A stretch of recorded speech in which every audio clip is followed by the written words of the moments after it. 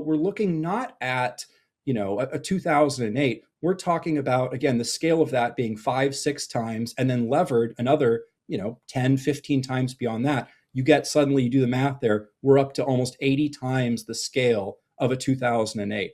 And so if just a minor $35 billion was enough to shake to its core the foundations of this country's economy, what does 450 billion conservatively, if we trust that only 10% of that is fraudulent, conservatively, what does that do to the global outlook here?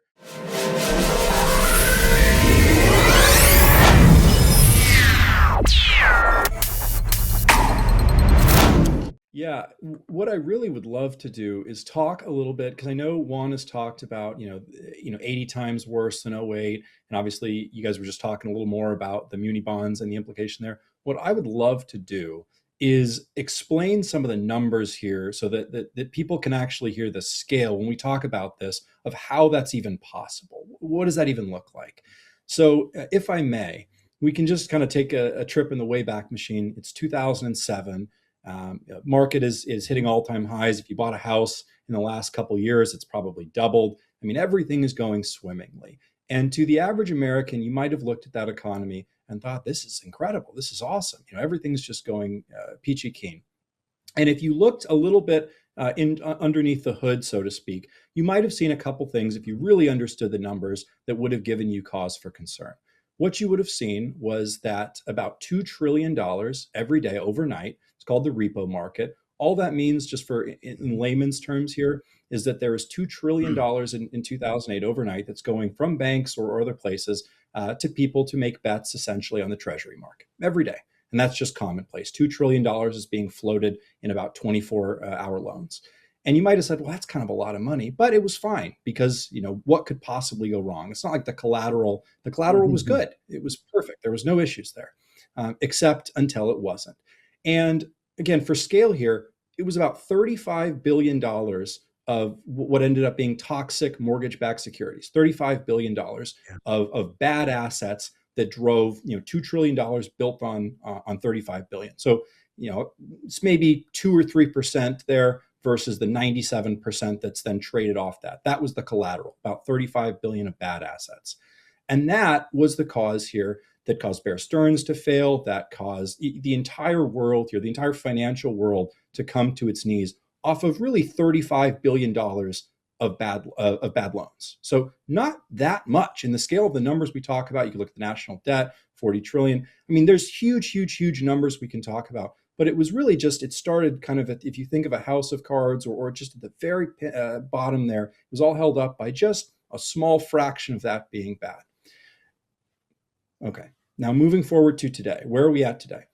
Overnight repo market is about 12 trillion. So it's about 6 times what it was in '08. So already you say, wow, that's a pretty significant difference. I mean, we're 6 times the level we were in '08. And if you think of, well, what is the potential here, what could potentially be toxic? Well, obviously, as Juan has talked about, as we've all talked about here many times, you look at muni bonds. Muni bonds represent about 4.5 trillion, give or take. And that's what's recorded. Obviously, it could be higher, but let's say 4.5 trillion. Let's just take the recorded number, $4.5 trillion. Let's say only 10% is fraudulent. Let's just say let's go really conservative. And you've got people like Nick Shirley that are finding fraud everywhere, and Doge, et cetera. So I think 10% is laughably conservative, but let's just say only 10%. So 450 billion. Remember before, it was just 2%, 3%, 35 billion against 2.5 trillion. So just a couple percent there. This is now 450 billion versus 12 trillion. So a much bigger lion's share there of this treasury market here that is used as collateral. So you've got, let's just say again, 10%, 450 billion of toxic assets there.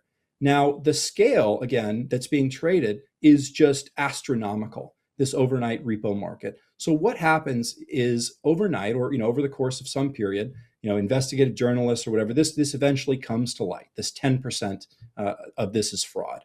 And that would be kind of the spark here. All of a sudden, that 12 trillion, then even funds that are potentially levered beyond that, start to become toxic, just as that 450 billion is toxic, it cascades all the way down.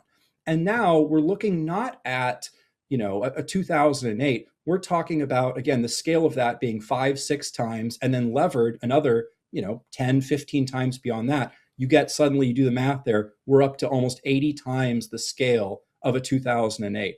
And so if just a minor $35 billion was enough to shake to its core the foundations of this country's economy, what does 450 billion conservatively, if we trust that only 10% of that is fraudulent, conservatively, what does that do to the global outlook here? We're now at a point where world banks are connected in a way they never have been before. 2008, you saw other countries failing because of what happened here. What happens now when we're even more interconnected? You see a worldwide recession, the likes of which we've never seen.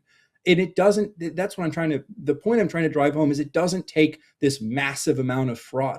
We're talking about just 10% of munis being bad as the basis of this is enough to create this cascade. If it's more, it's worse. If it's less, it's still really bad.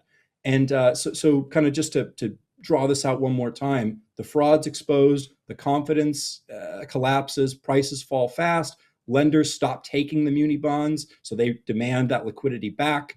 That's just greater collateral, so there's forced selling again, and it's kind of this snowball effect. And all of a sudden, they have to liquidate everything. That's real estate, that's stocks, that's bonds, and the whole market is sent into this frenzy of forced selling.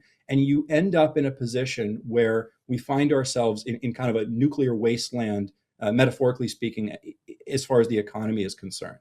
And so if you're looking at this, and the only question that really a person should be asking themselves if they're deciding, how serious is this issue, is how much trust do you actually have in the authenticity of things like the municipal bond system, when people like Will Barney and Juan O'Savin have made the brilliant points that they have, and we're exposing fraud at the levels we are, what confidence do you actually have in these systems? And if the answer is not 100% confidence, then you need to be doing some serious soul searching, I would argue, in how you are set up, because all it takes is a small portion of that being toxic to radiate to the rest of the financial world.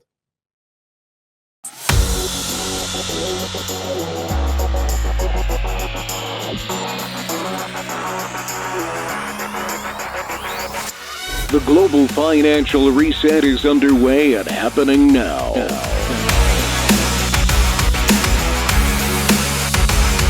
The battle rages on with competing parallel systems. The current deep state Federal Reserve Central Bank system and the system President Trump and team has developed.